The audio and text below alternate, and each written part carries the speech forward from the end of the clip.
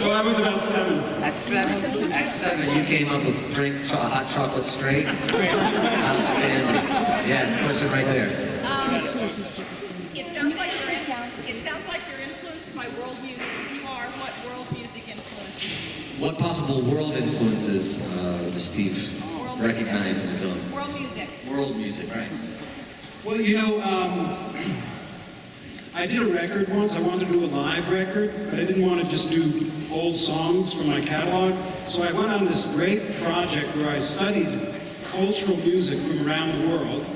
And because, you know, I'm a musician, I can kind of hear cultural music from like Japan and then write a song for my band with sort of the Japanese cultural idiomatic kinds of ideas in it.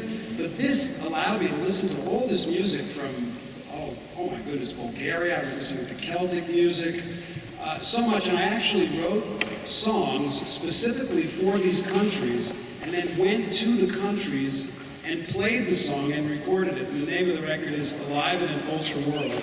And I think some of the music that I enjoyed the most was the Bulgarian. Ivo Papasov's Bulgarian wedding band. These guys are freaks. They're very comfortable in a blazing 2116, you know what I mean? And they're just like cake. Yeah, cake, wedding cake. And they're just crazy. So I really like Bulgarian music, but I really love Celtic music. It's very simple, it's very beautiful. The song, I wrote a song called Whispering a Prayer that's based on Celtic music, the simplicity of it. It's very, very pretty, but that's the world music that I got. You'll be next, but I saw a question for you. Right here? Yeah. Steve, blue powder. Wish I would have heard blue powder. But you revolutionized the Attitude Harmonizer, and I'm probably gonna, like, people aren't gonna know what we're talking about. But how do you replicate that sound with these two little half stacks over there and this little rack mount over there? How do you do it? The Love of God was amazing. I mean, how do you do that? Well, back then, you needed a different piece of gear for every different sound, because back in those days, a chorus device would just do chorus, a harmonizer would just do harmonizing, and then the Eventide came out, and that had more things in it. But back in the day, I used to have what looked like giant refrigerator racks, like 5 of them, filled with gear. It'd be funny, you'd look and you'd see my equipment would go from there to there, and it was about this high, and you know, just for one guy with one guitar.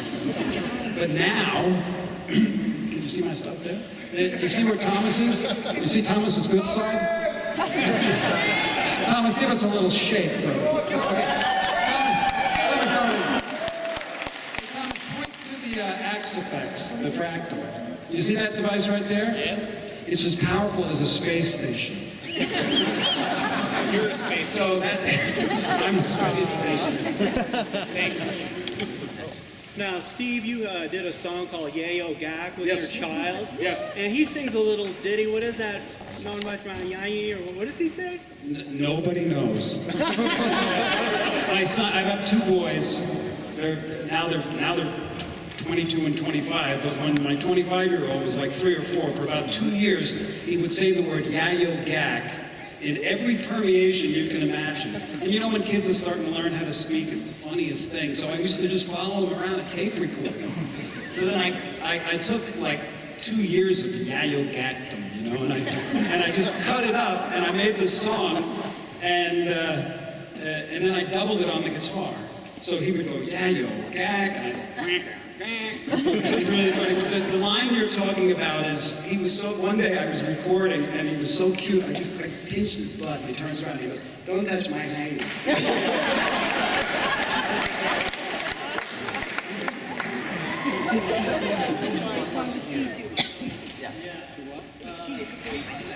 Just wait a second.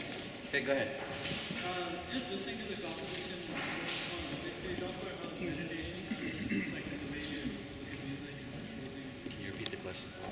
The still small voice and how meditation has affected my music. Well, this meditation is basically the process of stilling the mind to actually stop. The voice in our head is constantly speaking, And meditation is the process of actually trying to quiet the mind and quiet the body so that, you can get more in touch with that underlying life, So it's helped me a lot because I was a wreck. I went through a very, very difficult time in my life when I was younger, and I needed something. And it was odd, you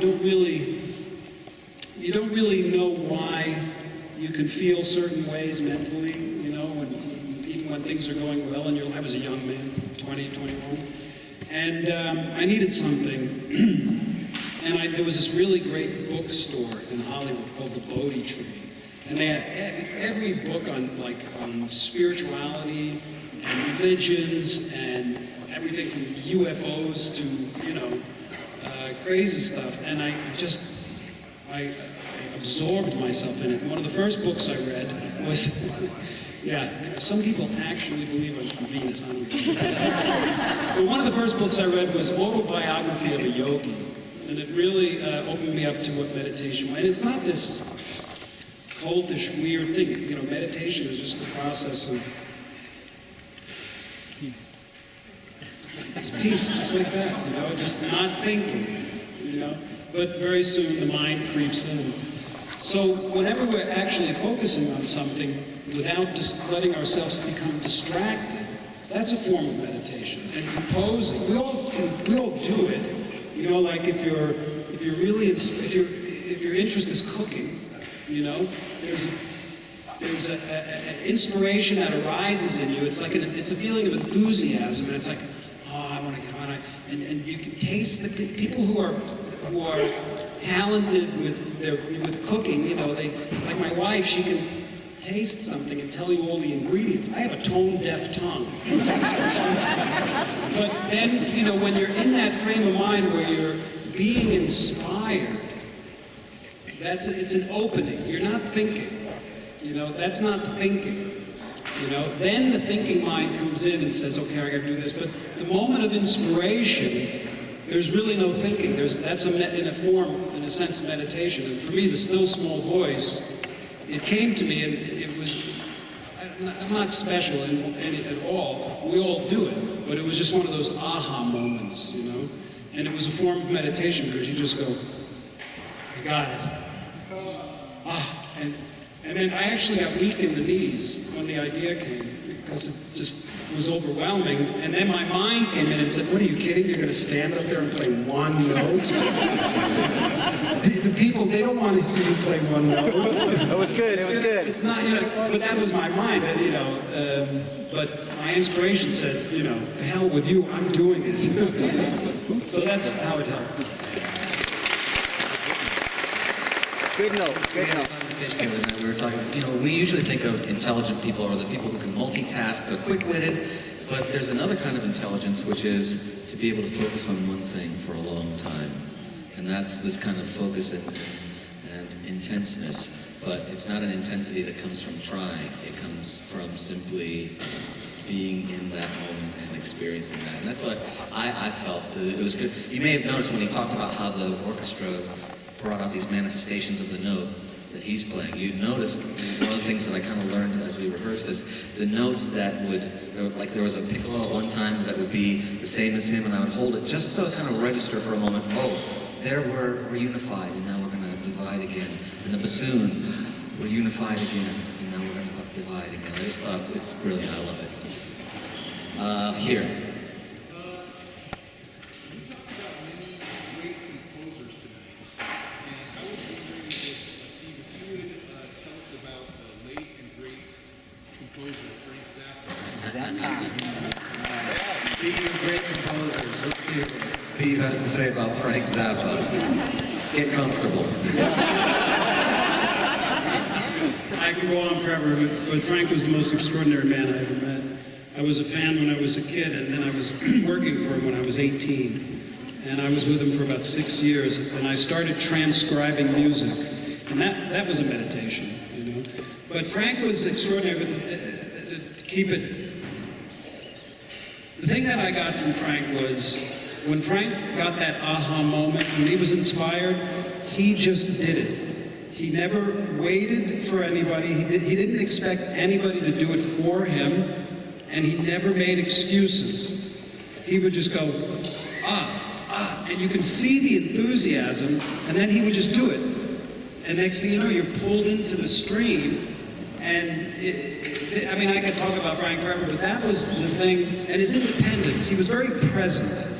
Frank was in the moment, which, reflecting back on this still small voice, that one note, if you focus on it, you're in the moment, you know? And that's how you find your creativity, by being present. And Frank was very present. So when I had left when he had quit touring, actually, I was a young man, you know, and I just thought, well, that's what you do. You get an idea, you want to make a record, you just go do it. But he was extraordinary, and I think back, I still think back, and I think, how was I really that fortunate, you know? And I really was. How old were you when you first shook his hand? When I first shook his hand, I was 18. I was telling somebody today, No, you're good. I'm just... Did you go to the Halloween shows at the Palladium? Yeah, all the time. I'm in Baby Steaks in the audience. The first time I met Frank, he looked at me, and he said, he invited me to his hotel because I sent him all these crazy transcriptions, you know. So I answered, I'm 18, I've got a leather coat, an earring, a tattoo, you know. Badass. Yeah, long hair, and he looks at me and goes, "You're Steve Vai?" Hey, Steve, I'm 42. I just want to shake your hand, brother. Is that okay? Come on down. Come down. Go ahead. I just want to shake your hand. Thank you. Oh, no.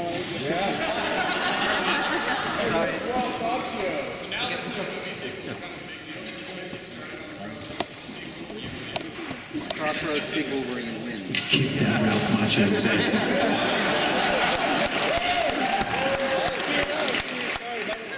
Steve, it's not a question, it's a gift.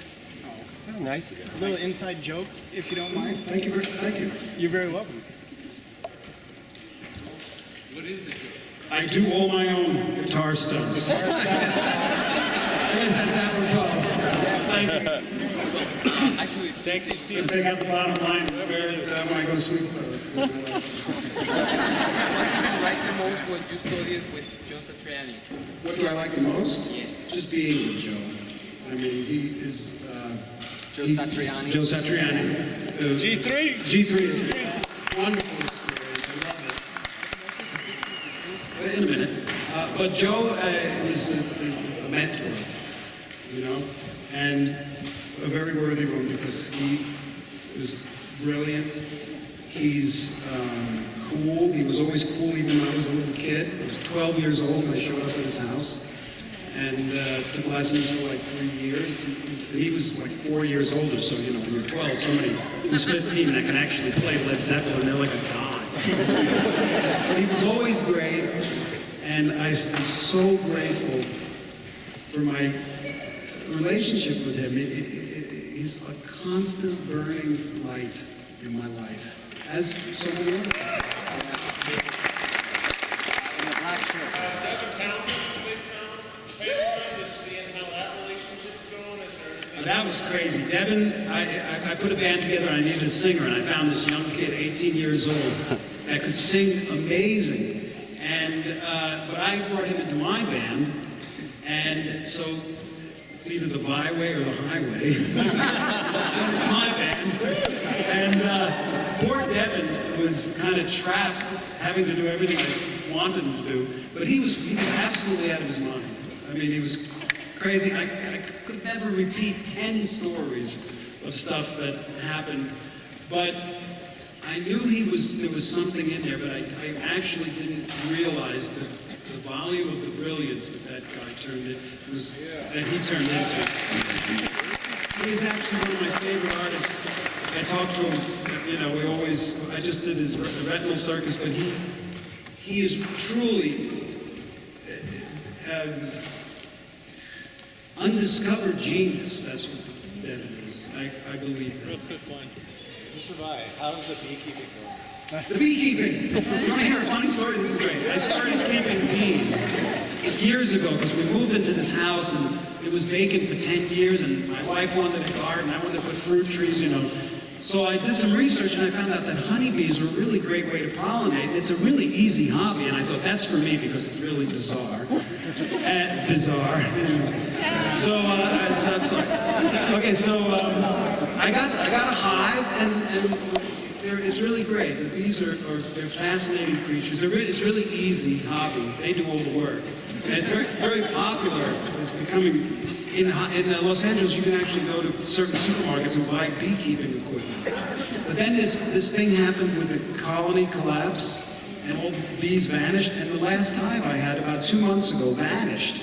And it was crazy because they were just gone. So I called my beekeeper because I wanted another hive, and he said, I got a hive, I just got a hive from somebody. So we brought it by, and he said, this hive is from Bette Midler's house. Honestly, these are Bette's bees. So I have Bette Midler's bees in the backyard. And every now and then I walk past the hive, I hear them singing Wind Beneath My Wings. No, I do, I have Bette Midler's bees. First of all, Steve, thank you. Oh, thank you. I have never seen you before, so thank you. Oh, thanks. And other than meditation, that looks exhausting. So what feeds your spirit? What? What feeds your spirit? That looked exhausting, and what feeds my spirit? Well, that was a piece of cake. My rock show is 3 hours, and I just finished 230 of them. So that was a beautiful experience. And the thing that keeps me going is,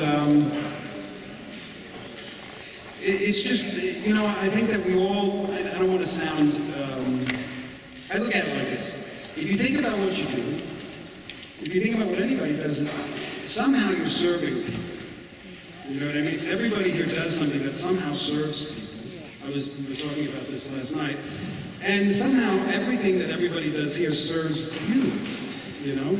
And for many years of my life, I was, because I went through a lot in the 80s with those big rock bands. I mean, do you remember the 80s? I don't. It was pretty wild stuff, you know, and I kind of went through a bit of a, you know, some challenges with it. And when I came out, I'm not drugged, I never had any problems with things like that. But I started feeling that what we do, if we look at it as we're contributing somehow, and you take the I out of it so much, it takes this weight off of you. Because there was this period where, you know, I was going through very, very ego-driven and very, Jack Butler was a real guy, you know. And you know, it just leads to suffering. Because you can never get enough. You know, you can never win enough polls, you can never sell enough records, you can never make enough money, and you're looking to fill this thing, you know, and it just, you can't. You can't. So, and then you get tired of what you're doing, you're not happy with it, you know, and then I've seen people start resenting their fans and stuff, you know, because they're glorifying something that they know they're not. So when you take all that stuff out of it, you just try to look at it more simply as you're just there to perform a service for people. That's it, you know, and you do your best with the gifts that you have, and it takes the pressure off of, you know what I mean? So that's what keeps me going, knowing that, and I don't feel like I'm any different than anybody. I was fortunate that I discovered what was really exciting to me, and I made a living out of it, and I made a career out of it. So I just look at it like, I have certain gifts, certain tools, and I'm fortunate enough to be in a situation where I can use them, and there's people who are interested. I mean, you know, what else? You know. Well, your business is pretty amazing. I noticed something odd about the guitar that you played earlier today. Can you discuss how and why you had contorted the frets on the neck? And it seems crazy to me. And as a follow-up, could you discuss the movie Crazy? Okay, because I'm in the music business and I play guitar, a lot of guitar companies and people that make little things for the guitar, they like to send me stuff to see what I think. And sometimes there's really interesting stuff that comes by. And this one guy, you know, you understand, like you can hit a C chord on a piano, but you hit a D chord and it's kind of out of tune. Because of the scale, well, on a guitar, if you strum an A chord that's in tune and you strum a D chord, it's not quite in tune, you know? So it has to do with, because the frets are straight. I don't really understand, you know?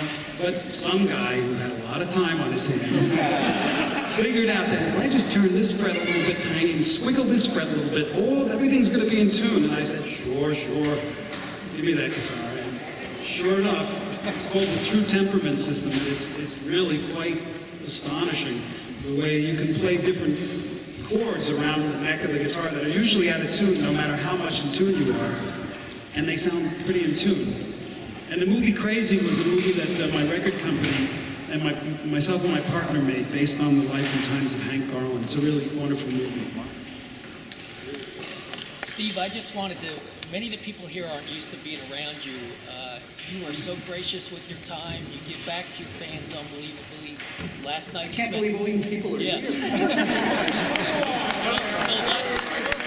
Last night you spent time with me on a telephone call. This is my that was you. That was me.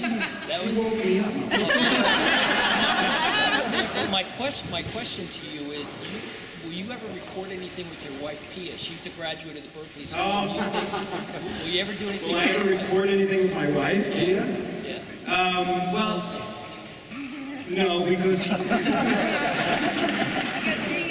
she's the boss elsewhere. No, I'm kidding. I met Pia. We've been together for 35 years.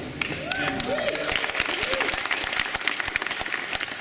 this is a woman that knows how to live. She gets into something for a while, and she becomes good at it, and she enjoys it, and she moves on to something else. And when I first met her, she played guitar, and then she met me, and she switched to bass. And we jammed a little bit, and then she was in a band called Vixen, so she got to live the rock and roll thing, you know. And then she started making clothes for like 5-6 years. She made all my stage clothes, and then she really got into cooking, and got into tennis and became like an ace tennis player, and then she got into taekwondo for like 7 years and became a 2nd-degree black belt. That's when she became boss. Yeah. So I guess the answer is no, right? Yeah, and then she started playing harp. And that's, we played together. It was really beautiful and sweet. But now she's into going on long vacations in these exotic places. All right, quick question real quick, if you don't mind. No, I'm sorry. You have women coming, women playing next. guitar and everything. Yeah. I love women's sports and everything. But what do you think about them taking money away from schools? For the music. What? They're taking money away from schools for music. Well, I think that the creative spirit is going to emerge regardless of what happens anywhere, because that's human nature. Humans have to be creative. I don't like the idea that it's being taken away in schools, and I can talk about how bad that is, but what I do know is humans are not going to give up being creative musically. It's just not going to happen. They're going to find other ways, and maybe they'll find unique, maybe it's time for a change, I don't know. So it's not a good thing, but it's happening. And it is. No, but just asking. Sorry. Thank you for the conductor for remembering. And there's so much to say. You're so fantastic and wonderful. But I would love for you. You shared some of it, but you said you started at an early age and you really thought it was an art to write music. What kept you going? There must have been some downfalls in that, something that said, but what kept you going? What was your inspiration that you could share with us, to give us all? well, I'll tell you, I'll try to make it concise. When I was 5 years old, I walked up to a piano and I hit a note. And I noticed that to the right, they go higher, and to the left, they go lower. And I had a complete epiphany. It was, oh, that's music. And at that very moment, the first thing that happened, and you have those moments where everything goes into slow motion or something, you know. At that moment, I understood music just instinctually. It was just one of those things, you know. I'm not good at most anything else. But that was clear to me. All of a sudden I thought whenever I heard music, I kind of knew what it was, you know? And then I was overwhelmed with the idea of the creation of music being this infinite creative process that will never end. And it's infinite. And it just all hit me. And I was 5 years old, you know? So then I saw somebody play the guitar when I was 6, you know? And all this time, this music, the realization that creating music was this infinite creative freedom. I was hearing things in my head, and I just, there's two things in my career, and I share this with you, is what keeps you going. The thing that keeps me going is the same thing today that was back then. There's many things in all of our lives that we're confronted with in the businesses that we're in. In the music business, there's the music business, there's having enough money to make a record, there's going on tour, there's finding the right musicians. I can go on and on and on. All of these things are important, but they are not vitally important. They are not absolutely important. They're of relative importance. Even how I'm going to find money to put, how you find money to put food in your mouth is of relative importance. It's important. It's important, but it's of relative importance. There's only one thing that's absolute importance, and that's that you find the true inspiration in you and you act upon it. You find the feeling of enthusiasm, and it could be any little thing. The ego in the mind thinks it has to be something that changes the world. I want to be a rock star. I didn't want to be a rock star. That was a consequence. All the success that I had, it was a consequence, really, of the one thing that was that aha moment. And it's an idea, and it's a melody, and finding that inspiration. And all of the Crossroads movie, this right now is really, and I'm not always on the mark, I write a lot of bad stuff too. But when you're onto something that it just feels good, and you don't even, whether it's successful or not is almost none of your business. It's not even, you don't think about that because that's a deterrent. Those are the things that chip away at your note. And it could be anything. It could be, like I say, cooking for some people, numbers, organizing, painting. And I always ask kids that say to me, I don't know what I should do, I don't know what kind of music I should write. I say, well, if you were going to write a piece of music and you knew it was going to fail, you just knew it was, that there was going to be no success. If you knew that you weren't going to be successful, how would you feel? And a lot of them feel, well, why write it? And my answer is, well, then don't. Because musicians have no choice, really.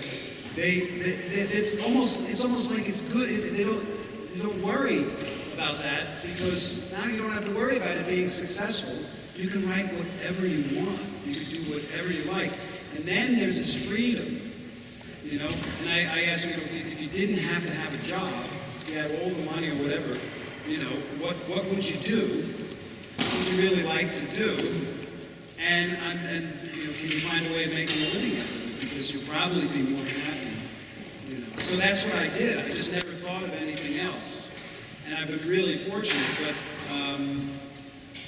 it's the same thing. It doesn't mean I don't have challenges, But that's what keeps me going. Just that, and it's the same thing for anybody. It's that feeling of enthusiasm and inspiration. It's almost like nothing can stop me. Nothing can stop it. I'm sorry.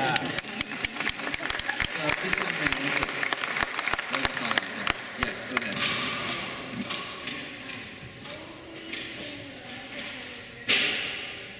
How old were you when you first learned to play your first instrument? I was on my 6th birthday. My mom bought me a little spinet organ, and I used to plunk out melodies. And I was born on June 6th, 1960. So on 6/6/66, I turned 6. But it was 3 o'clock. it was 6 o'clock in Denver. Yes, go ahead. Later, okay. We have two quick ones and then we gotta wrap up. Yep. The audience is listening. Is that based on something that happened to you? Did you have a teacher say, or more than one teacher say, oh, you'll never make it, give it up? And if so, did they have that accent too? The woman on the record is my teacher from 7th grade. Yeah, she's a sweetie. Did she say that? No. She used to ask me to bring my guitar into class and play. I only had one weird. Everybody was always supportive. I just feel blessed, you know. But I did have one teacher in college that was a little bit of a frustrated guy, and I had just received all this music from Frank Zappa when I was going to college, and he said, and I said something like, you know, he said, well, what are you going to do when you get out of college? And I said, I'm going to go and play with Frank Zappa. Yeah. And he said, well, first of all, there's a 3-year waiting list to get into Zappa's band. And second of all, you have to be good. Who's laughing now? Last one. What three guitarists influenced you the most in your life? Which three guitarists influenced him most? And this is going to be the last one. I'm very sorry. We could dominate his entire life with questions. I can dominate your entire life with answers. Well, when I was young, I was a teenager in the 70s, so all that really great progressive rock. I loved the guitar. I was too shy to pick it up until I heard Led Zeppelin. So it was Jimmy Page. Right. You know, it's Solo and Heartbreaker. And then it was Jimi Hendrix. And because I was so young and I got this close to him, it was Joe Satriani.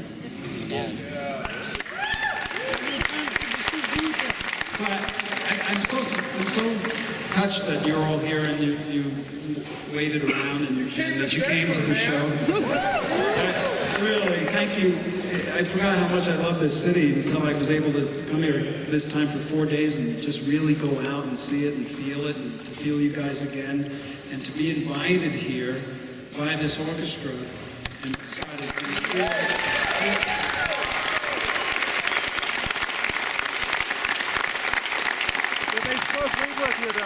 The only way to get better as a composer is to work with conductors that are empathetic, understanding, and are nurturing in that sense. And he took the orchestra, and him honored the music and took such care. I want to thank you so much. I want to thank you all.